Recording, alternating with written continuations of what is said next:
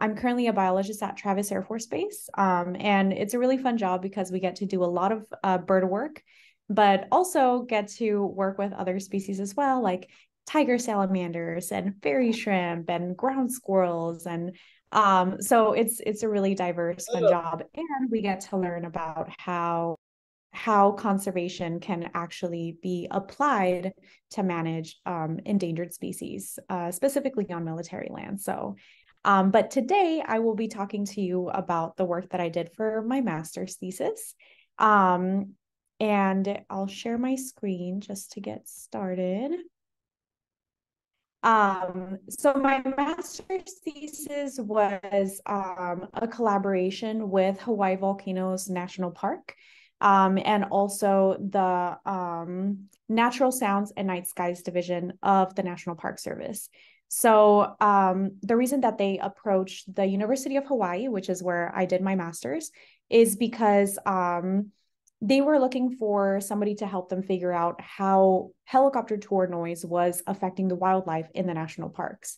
And the lab that I was a part of, or the research group that I was a part of, we were known for studying bioacoustics, or animal sound, and the effects of the effects of the environment on animal sound. We did a lot of focused work with birds, and birds are one of the major groups of conservation concern in Hawaii. And so they approached my lab. I had done a little bit of work as an undergrad with bioacoustics. And so my advisor offered me if I wanted to do this research, and I was super excited to do it. Because this was something that I had noticed as well, that there was tons of helicopters over the park. And it was a question that I had, is it actually affecting the birds that are in this area? And just a little bit of background of Hawaii and conservation. If you're a conservation biologist, the chances that you're going to work in Hawaii are pretty high, because it is one of the most, it is one of the places with the most endemic species, meaning these are species that cannot be found anywhere else in the world. So we have tons of endemic species in Hawaii. And one of the endemic groups that we have are the Hawaiian honey creepers. There's tons of native Hawaiian birds in Hawaii. However, these birds are facing a lot of distress. Their populations are really crashing, especially of specific species. And this is for many reasons. One of them is the introduction of mosquitoes into the island. Mosquitoes were not native to Hawaii. They were accidentally introduced, and they brought with them avian malaria. So that's one of the major reasons why we're seeing population declines in birds in Hawaii, because of avian malaria. Climate change is making this even worse, because mosquitoes will only stay in the warm sides of the island.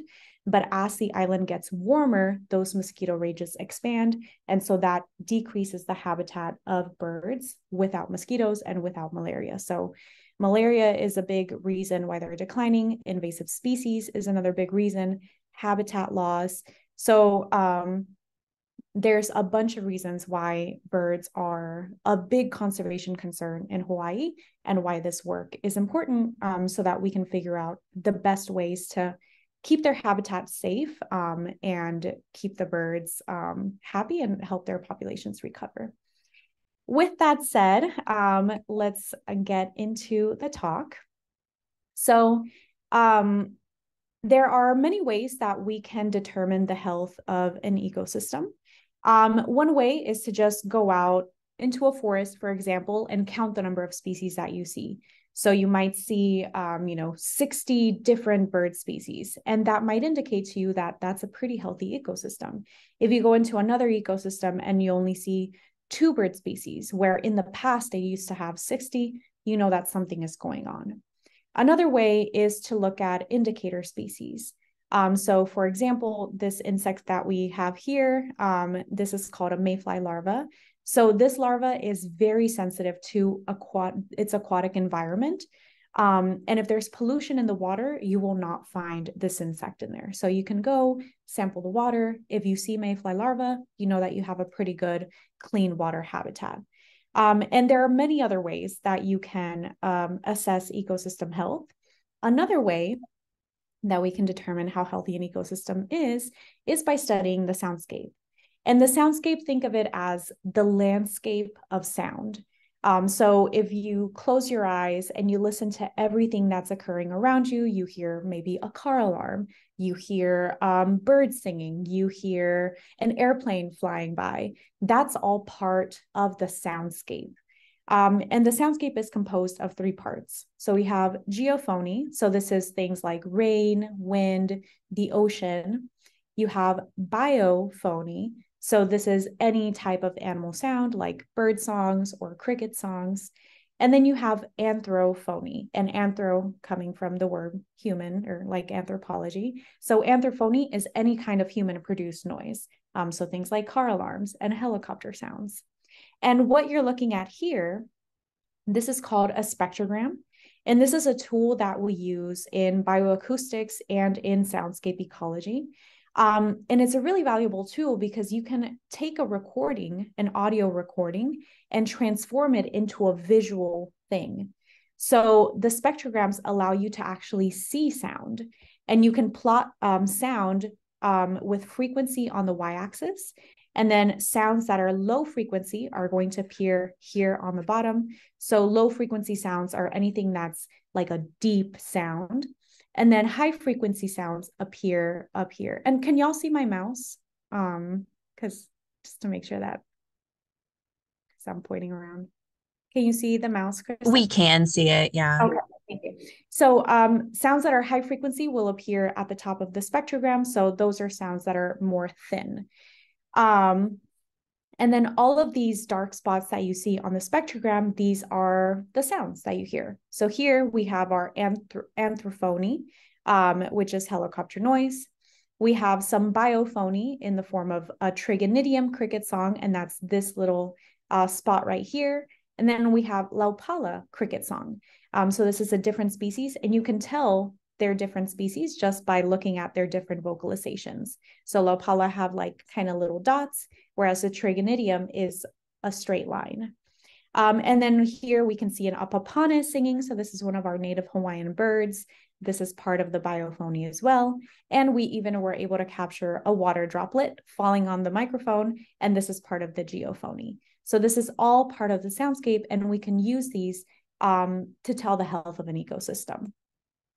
And to better illustrate this, I have just a brief clip from Bernie Cross's TED Talk. I really recommend this talk. It's super cool, but I'm just going to be playing a short clip of it so that you can see how we can use sound to determine the health of ecosystems. This is Lincoln Meadow. Lincoln Meadow is a 3.5-hour drive east of San Francisco in the Sierra Nevada mountains at about 2,000 meters altitude, and I've been recording there for many years. In 1988, a logging company convinced local residents that there'd be absolutely no environmental impact from a new method they were trying called selective logging, taking out a tree here and there rather than clear-cutting a whole area. With permission granted to record both before and after the operation, I set up my gear and captured a large number of dawn choruses to very strict protocol and calibrated recordings because I wanted a really good baseline. And this is an example of a spectrogram. A spectrogram is a graphic illustration of sound with time from left to right across the page. 15 seconds in this case is represented, and frequency from the bottom of the page to the top, lowest to highest. And you can see that the signature of a stream is represented here in the bottom third or half of the page, while birds that were once in that meadow are represented in the signature across the top. There are a lot of them. And here's Lincoln Meadow before selective logging.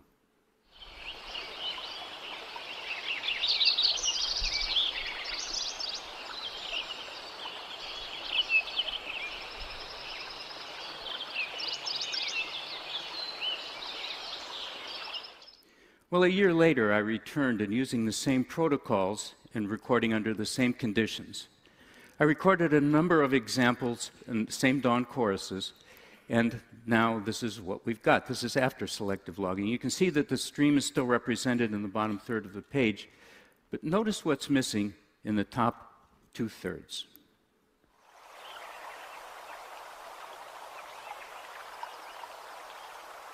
And coming up is the sound of a woodpecker.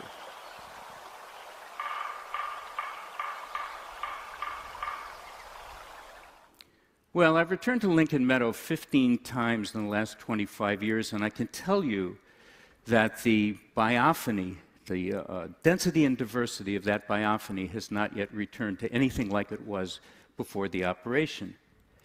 But here's a picture of Lincoln Meadow taken after, and you can see that from the perspective of the camera, or the human eye, hardly a stick or a tree appears to be out of place, which would confirm the logging company's contention that there's nothing of environmental impact.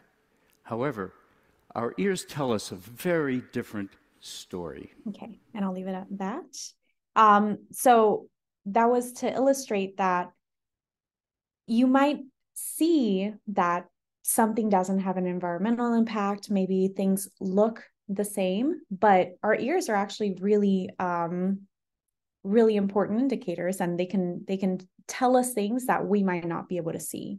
So that's kind of like the study of soundscape ecology is based on that we can tell things from sound that we might not be able to tell otherwise. And one of the hypotheses that we have in the field of soundscape ecology is called the acoustic niche hypothesis. And this basically says that organisms have evolved over time to occupy a unique position in their soundscape, so that they're basically not getting in each other's way. So they can all sing at the same time or vocalize at the same time. And they might still be able to hear other individuals of their same species because they have evolved to have an ear for other individuals of their same species in their frequency range. So in this spectrogram, we have tons of different species that are vocalizing. We have an orangutan here at the lower frequency range, and we're not really seeing any other organisms vocalizing in that range. We have a number of different birds, all of them, again, at different frequency ranges. We have insects that are also calling at different ranges, and then bat calls that are at the highest frequency ranges. So even though all of these organisms are calling at the same time, they might still be able to hear each other because they're at those different frequencies. And the acoustic niche hypothesis talks about them partitioning these different frequency ranges in the soundscape, but also organisms can evolve to just sing at different times. So for example, we have many birds that live in the same area, but some of them only vocalize at night, like owls, and some of them only vocalize during the daytime. This is that concept of the acoustic niche hypothesis. So if it has taken many years, thousands, millions of years for organisms to evolve these specific spaces in that soundscape, then you might think that introducing a new noise into the environment can be detrimental to animal communication because they're not evolved to try to be able to overcome that noise. And this is very important because animals use sound for many different things. For example, finding mates, or communicating with their offspring, communicating with members of their herd or pod or flock, defending their territory. And these are all things that birds do as well. And birds specifically are very reliant on vocalizing on their acoustic communication, either with song or with calls, to try to be able to do all of these things. And if there's a noise in the environment that's blocking their ability to communicate, that can cause problems for all of these other things. And there are many new noises in the environment in terms of geologic time. Ever since humans have come into existence, we've introduced new noises, such as, for example, we have boat sounds that are now in ocean waters and river waters. We have airplane sounds, road sounds, helicopter sounds, and many, many, many other types of sounds that humans produce. And it's really hard to escape noise, even in national parks or other US protected areas, wilderness areas. You still hear noise from people's vehicles on the roads or helicopter tours that are flying above. I did a backpacking trip last summer in Sequoia Kings Canyon National Park. We were out in the wilderness, and still I kept hearing commercial airlines flying over me. So it's really hard to escape noise, even in these natural areas. And in Hawaii specifically, one of the most abundant types of noise that we have, especially in these natural areas, is helicopter noise. So there's a huge helicopter tour industry in Hawaii. This is one of the main ways that tourists like to get around in the air. There are also small planes that they take occasionally, but it's mostly helicopter tours. And what I'm showing you here, this is a part of the national park. This is Napau Crater. And this mountain in the back is, well, it's not really a mountain. It's a cinder cone volcano. It's called Pu'u'o'o. And Pu'u'o'o is one of the places back in 2018 where you could actually see lava in its crater. And this is when I conducted my study in 2018. So because you can see lava in its crater, this is a really popular, and it still continues to be a really popular helicopter tour spot. And oftentimes I would see 2 or 3 helicopters just circling around Pu'u'o'o. And to get here, these helicopters would either come in from the ocean on the other side of Pu'u'o'o, or they would come in from behind me, which was all forested area. And when they would fly behind me over that forested area, sometimes they would fly super close to the tree line, which was actually not allowed. Helicopters were supposed to maintain a distance of at least 1,500 feet from the ground. And oftentimes I would see them, and we could even see pilots' faces. And that indicates that they're flying pretty low.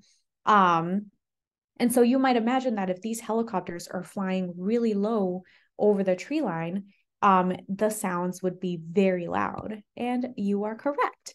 Low flying helicopters are super loud. And I have a recording here of one helicopter. Here you can vaguely see some birds singing, these little dots. And this sound right here, this is all the helicopter noise. So I'll play this so you get an idea.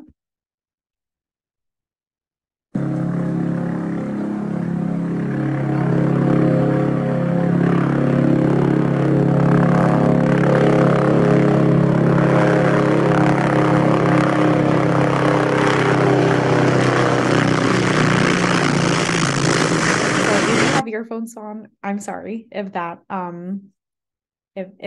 was too loud, but being out in the field and hearing these helicopters in person, my heart rate would often elevate just hearing these helicopter sounds.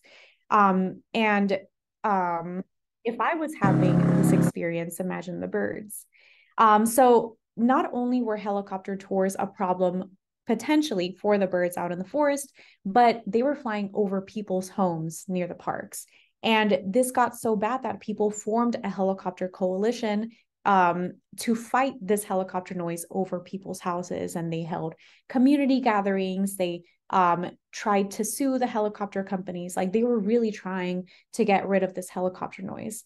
So again, if we're seeing these effects on people, imagine the effects that it could be having on birds that are experiencing the sound. And there are many studies that have been done on how noise impacts wildlife.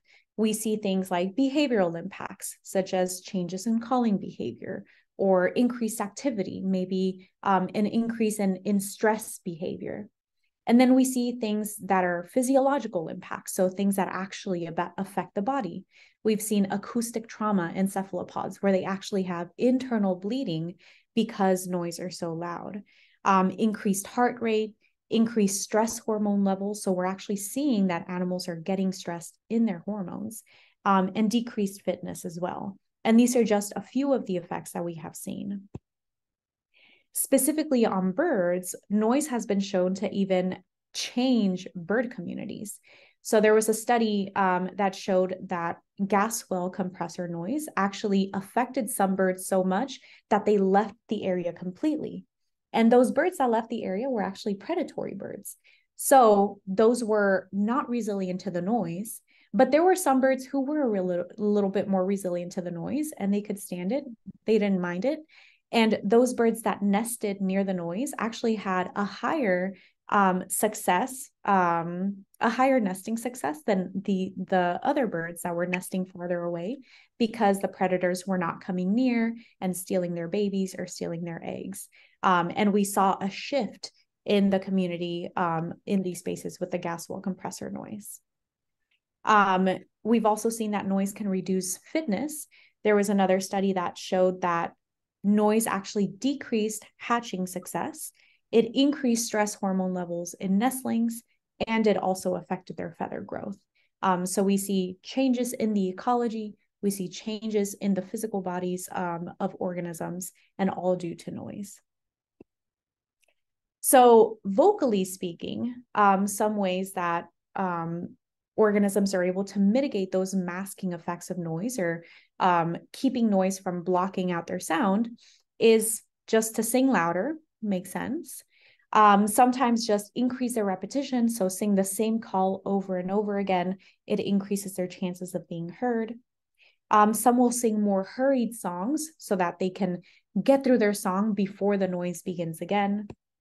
Some extend the duration of their syllables. So this is similar to if you're trying to yell at someone across the room, you go, hello, and there's a higher chance that they're going to understand what you're saying. Some will actually shift the frequency range of their song away from the noise.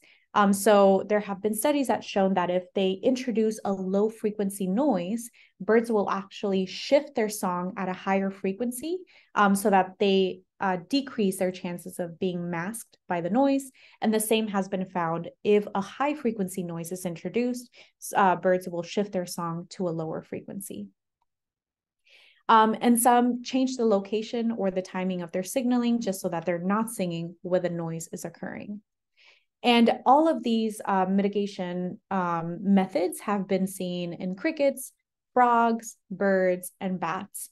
And when we're talking about noise, we're not just limiting it to anthrophony. So not just human-produced sounds, but even the introduction of a new bird species, or the introduction of a really loud cricket or cicadas. Those will still act as new noise that's introduced into the environment, and birds will adapt to try to deal with that noise. So all of this background brings me to my broad research question, which is, does helicopter noise affect the singing behavior of birds in Hawaii's protected areas?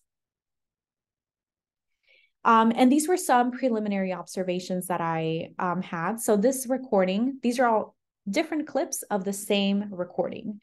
And this spectrogram is showing what the birds were doing before a helicopter noise was introduced into the environment.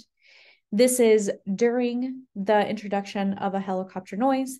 And then this spectrogram is showing after the helicopter noise passed. So I'll play this recording. So this is before the helicopter noise. And then all of these are bird songs.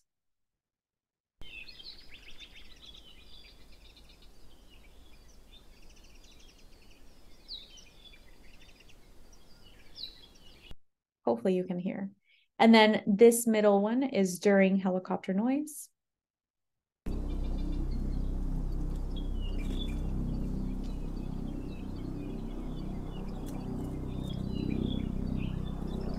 And you see that birds are still calling, but these lines right here, these are actually wing flutters. So we're starting to see that birds are actually trying to maybe get away from the noise.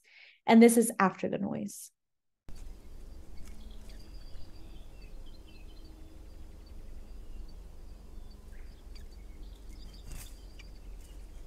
So just by visually looking at the spectrogram and hearing it, you hear that something is going on here.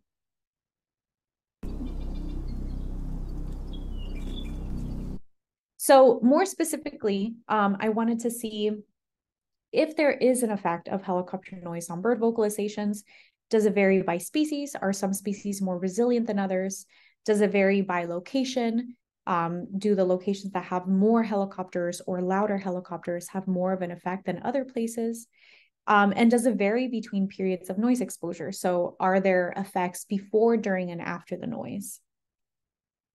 So I had 3 study sites. All of these were on Big Island. And Big Island is the southernmost island of the Hawaiian archipelago. This is also the only island that still has flowing lava. And so for that reason, helicopter tours are very popular because that's the best way to get a view of the lava from above. So the area that had the highest traffic was Nepal Crater. So this was the picture that I showed you before with Pu'uo'o. And this place averaged about 16 helicopters per hour. The next spot was Escape Road. So this was also within the national park, and this one averaged about 4 helicopters per hour. And then my third site was the Upper Waiakea Forest Reserve. This one was actually outside of the national park. So this white line is the National Park Service boundary. But it was still a forest that was very similar to the other 2 forests, and also experienced helicopter sounds. But this one was very low helicopter frequency. There was only about 1 helicopter per hour.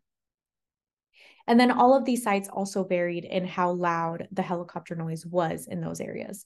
So at Nepal Crater, we had the highest helicopter noise. This was where they were flying super low. Escape Road had medium helicopter noise. The power was not super loud, not super soft. And then the Upper Waiakea Forest Reserve, because the helicopters were flying a little bit higher, the sound was not as loud in this area.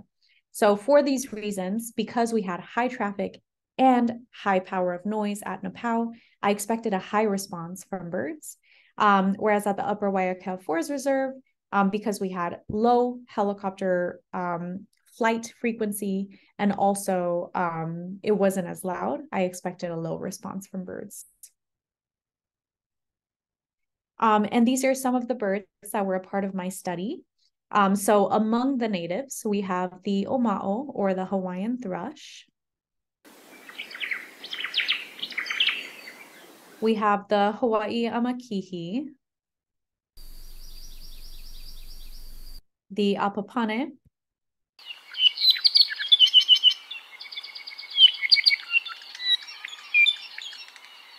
the i'iwi,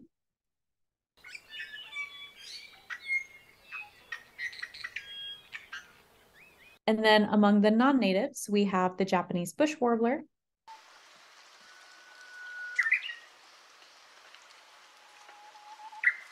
and the warbling white-eye. And the warbling white-eye used to be called the Japanese white-eye. So if I accidentally say Japanese white-eye, that's why. So to record, I had to fight a lot of Hawaiian ferns to get to my recording sites. But once I got there, I put up my automatic recorder on a tree about 5 feet above the ground. You can tell that I put a lot of duct tape on these recorders because even though they're supposed to be weatherproof, they're not Hawaiian rain weatherproof. And I oftentimes had to empty my recorders of a ton of water and just pray that my memory cards were okay, but most of them survived. And these recorders were from Wildlife Acoustics. They're actually pretty cool recorders because they can record automatically. So I was able to just set them, program them to record for 10 days between 7 a.m. and 5 p.m. And I chose these times because these are times when birds are actively singing and also when helicopter tours are occurring. And then I would rotate my recorders to the different sites within the Nepal Crater and within Escape Road. After I was done collecting all of my recordings, I'd bring them back to the Lohe lab, which is the bioacoustics lab I worked at the University of Hawaii, and that's where I conducted my analysis. So again, my specific question that I had first was, does the vocalization time of birds change as the helicopter noise gets louder? So are they singing more or are they singing less as the helicopter noise gets louder? And I predicted that birds would sing less or vocalize less as the helicopter noise gets louder, because it makes sense, right? Why would you keep singing if it's too loud? So to analyze my data, I took all of my recordings, put them up on a spectrogram, and I manually analyzed them using a computer program called Raven Pro. So with this program, I was able to make selections of the recording So for 10 seconds, every 10 seconds of that helicopter noise, which is this dark spot right here, I was able to measure the maximum power. And then for those same 10 seconds, I was able to select every bird vocalization, so calls and songs, and add up the total vocalizing time for each bird species. So I had the power and the total vocalization time for each of those 10 seconds. And what I found is that there is an effect of helicopter noise as it gets louder. It does change, but this was only at Nepal crater. So again, this is that site that had the highest amount of helicopters and the loudest. And what I found was that Japanese bush warbler, or this line in blue, and apapane, this line in red, they do decrease the amount of time they spend vocalizing as the helicopter noise gets louder. And again, this was what I predicted. It's louder. Why would you keep singing if you're not going to be heard? However, the Japanese white-eye, this purple line, you can see that it has a positive relationship. So as the helicopter noise is getting louder, they're actually vocalizing more. And why would we see these results? Why would this happen? Well, if you look closely at the Japanese bush warbler vocalizations, this one in blue, and the apapane vocalizations, this one in red, these ones actually tend to vocalize in the lower frequency ranges of the soundscape. So it would make sense that with the helicopter noise that is mostly concentrated in those lower frequency range, their best bet would be to just pause singing and wait for the helicopter to pass and then continue their singing, because it's very likely that their vocalizations are just going to be masked by the helicopter noise. So might as well just save that energy and then continue singing later. Whereas the Japanese bush warbler, this one sings at a higher frequency range. And because they're at that higher frequency range, it's more likely that they won't be masked by that low frequency noise of the helicopter sound. So they might still be able to hear each other because it's at that higher frequency. They can still communicate with each other. And so it might be more beneficial to them to just keep singing and increase their repetition. So it's more likely that they're going to be heard. They could also just be vocalizing more because possibly it's a stress response.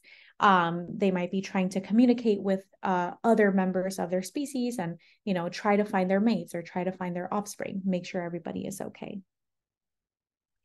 So the second question that I had was, does the vocalization time of birds differ between the periods before the helicopter noise, during the helicopter noise, and after the helicopter noise? And I predicted that birds would be vocalizing more before the helicopter noise, and during and after, they would be vocalizing less. And I based this prediction just on those preliminary recordings that I showed you earlier.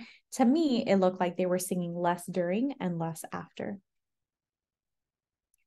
So for this, I looked at the entire helicopter noise recording and measured vocalization time of birds before the helicopter noise began, during the helicopter noise, and then after the helicopter noise. And I did not find a statistically significant difference in vocalization time between any of those periods at any of my sites. However, I did find some trends. Again, these are not statistically significant, but if possibly I had more recordings or a higher sample size, especially of some of these species, we may have seen a statistically significant result. So this graph is showing Nepal crater. This is before, during, and after. And this red graph is showing apapane. So again, this red little bird. So this is supporting what we found in that first question, that apapane are singing less during the helicopter noise. Japanese bush warbler also singing less during the helicopter noise, and warbling white-eye or Japanese white-eye singing more during and after the helicopter noise. So again, not statistically significant, but the trends support our previous question. At Escape Road, this is that area with medium helicopter traffic. We don't really see much of a difference in Apapane calls or songs before, during, or after the noise. But again, we see that Japanese bush warbler are singing less during the noise. And then at the Upper Waiakea Forest Reserve, this is that site that had low helicopter traffic and also lower power of noise. Again, we don't see much of a difference in Apapane song or vocalizations. We do see that EEV, that's the one that had the long beak, the curved beak, sounded like a rusty hinge. So this one is singing just a little bit less during the helicopter noise. And Oma'o, or the Hawaiian thrush, so that was that gray bird that I showed you, this one is actually vocalizing more during the helicopter noise. But again, these are not statistically significant. So these were the trends. We see that Japanese bush warbler singing less or vocalizing less during the noise. Oma'o was spending more time calling during the noise. So again, this could be a stress response. And then Hawaii Amakihi is singing less during and after the noise. But again, not statistically significant. So overall, does helicopter noise affect the vocalizing behavior of Hawaiian birds in protected areas? This was my broad question. And the answer is yes, but I only found this at that site that had frequent and loud helicopter traffic, so at Nepal Crater. And what I found was that birds are actually changing the time they spend vocalizing as the helicopter noise gets louder, and this differs by species. So we had Japanese bush warbler and Apapane, which were singing less, whereas warbling white-eye was singing more as the helicopter noise gets louder. And so these differences might indicate that there are differences in resilience also to this new introduction of noise in the environment. And so because warbling white-eye is still able to continue singing even during the noise, this might give them an advantage over Japanese bush warbler and Apapane. And this is actually pretty significant because warbling white-eye is the most abundant species on the entirety of Hawaii. It is very invasive, really abundant, really successful in every environment. And so this is yet another, or potentially yet another thing that puts it ahead over our Hawaiian endemics. So again, our Hawaiian endemic birds are already facing a number of stressors with the introduction of all of these invasive species, the loss of their habitat. And so the fact that they might be at a disadvantage when it comes to the introduction of noise into the environment is pretty significant and something that we should be trying to mitigate. And so fortunately, there is something that the National Park Service is trying to do about this. So they established a court order in 2020 where they're mandated to have an air tour management plan for all of the national parks that have more than 50 flights a year. So Hawai'i Volcanoes National Park currently has the highest number of commercial air tours in the country. According to their current rules, operators, these are air tour operators, average about 11,000 tours per year, but they're permitted to fly up to 26,000. So they could be higher than that. With the current air tour management plan that they just released for public comment a couple of weeks ago, now they're considering those comments and working on the final draft. The plan has decreased the allowed number of air tours to 1,500. So this is a huge difference between 11,000 and 1,500. So hopefully that'll have an impact. Also, tours that are on that Pu'uo'o route, which is where Nepal Crater was, they must maintain a minimum altitude of 1,500 feet. So that'll keep the sounds from getting too loud. And they have also created a map where they have to follow certain routes. And operators cannot deviate from those routes. They cannot deviate from the designated altitudes unless it is a safety concern. They can only fly from 10 a.m. to 2 p.m. and not on Sundays. So at least birds get a little bit of a break on Sundays. and they're better able to communicate during their dawn chorus and their evening chorus. And on Wednesdays, only quiet technology aircraft may fly with permission from the park.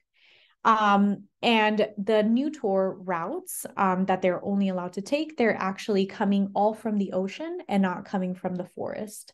So this decreases the number of helicopters that are flying over the forest.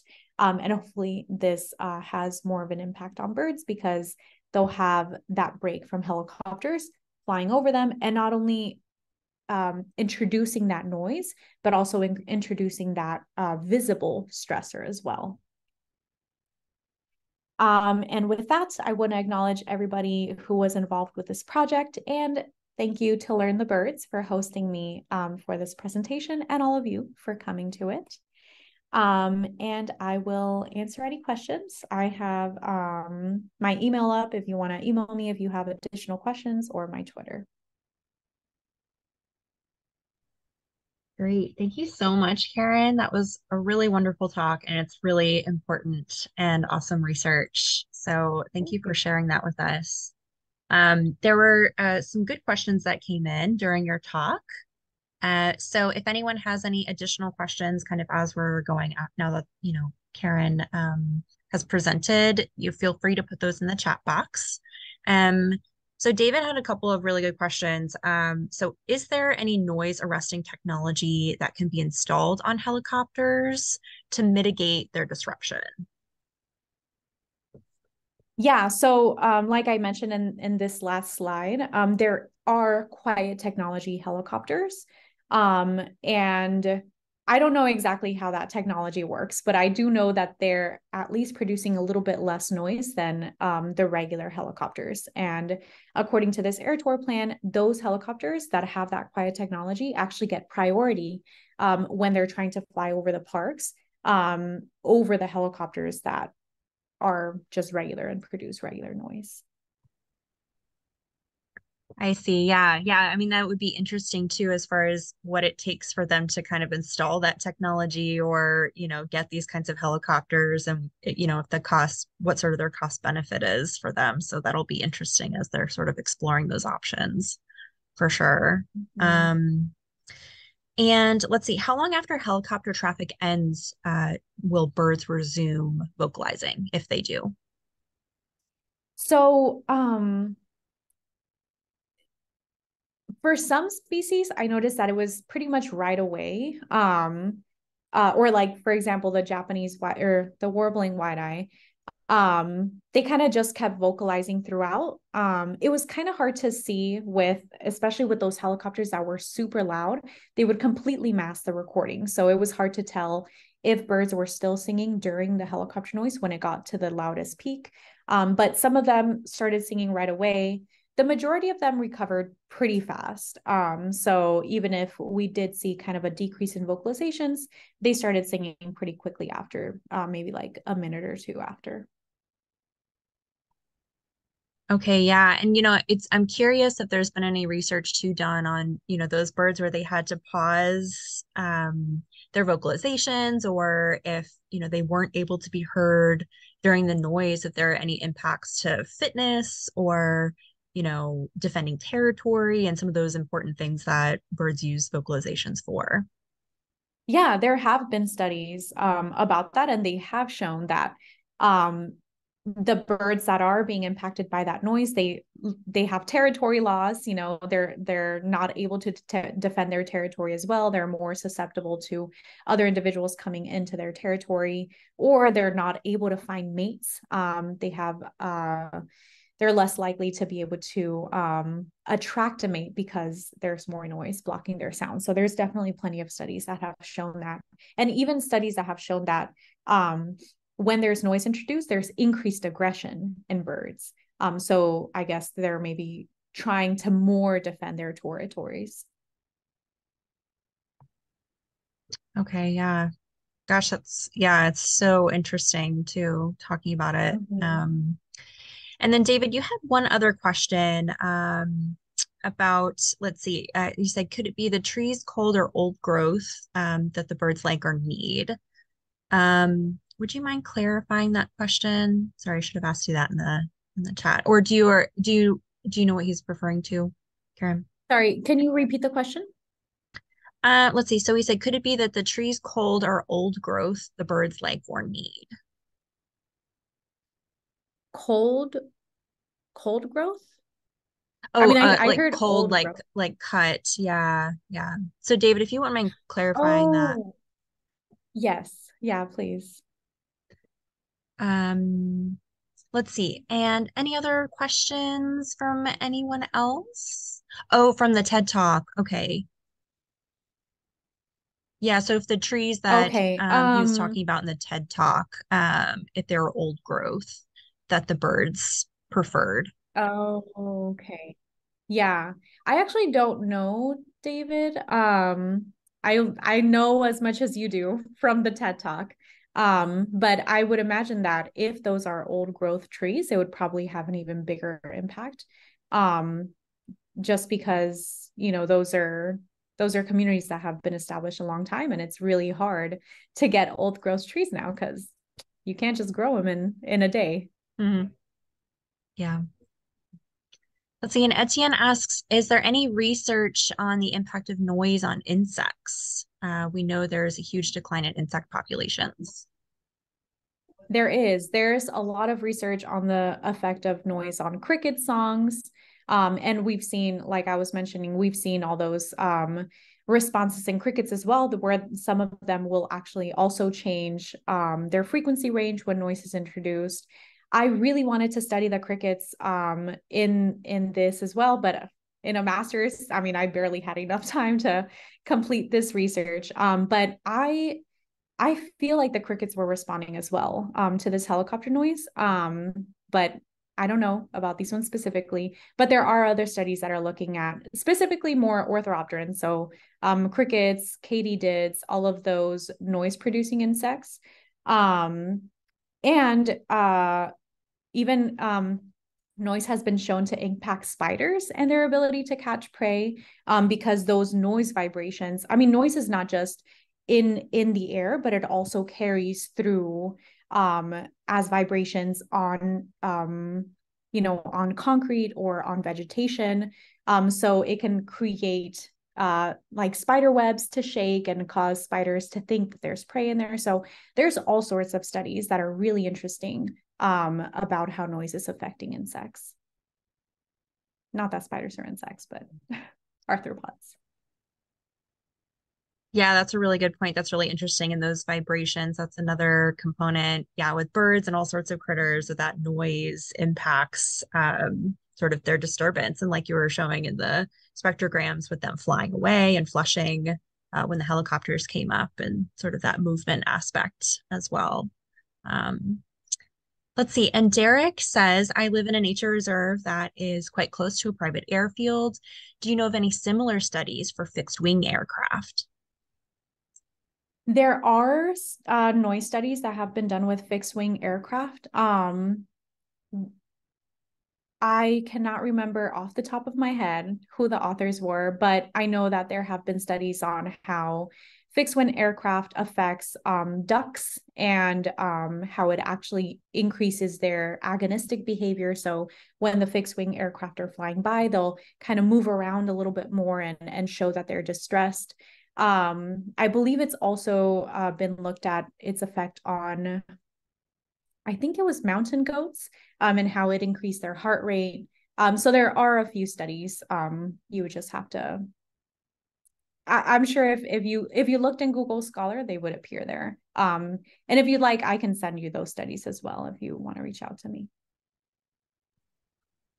Great. Thanks, Karen. Yeah, and someone else had mentioned too, just with the noise differences, like it seems like helicopters might be a little bit louder than fixed wing aircraft too. Is that the case, or is it just that helicopters can ride lower? I didn't specifically look at fixed wing aircraft, based just on like field observations in Hawaii. And when I would hear fixed wing aircraft, those tended to be flying higher. And I feel like the noise was maybe like a little bit more consistent, whereas with helicopters, to me, they felt louder. They caused my heart rate to increase more than the fixed wing aircraft. Yeah. Okay. Great. Let's see. Are there any other additional questions? I didn't see anything. Everyone's saying thank you. Great, great talk. Important research. Absolutely. Let's see. Anyone else have any additional questions? And as Karen mentioned, also on the Learn the Birds website, she included a link for us so that you can click on that if you want to contact her for any additional questions after the fact as well. I don't see any other questions coming through. So thank you so much, Karen, for taking the time this morning to present on this research. We really appreciate it. Let's see. Nathan says a fixed wing wouldn't be low enough to have the same impact. Yeah. So maybe like what Derek was saying, near an airport where they're like getting really a lot lower and everything like that would have a different kind of impact. Yeah. Interesting. Cool. Okay. Yeah. Well, thank you so much, Karen. We really appreciate you taking the time to talk to us about this today and yeah, about this incredible topic. Keep up the amazing work, and we appreciate all of your efforts in the conservation world. Yeah, thank you. And thank you everyone for your questions. And again, for attending, especially because it's a weird time zone, I'm sure, for everyone. So thank you so much. Great. Thank you. Thanks, everyone.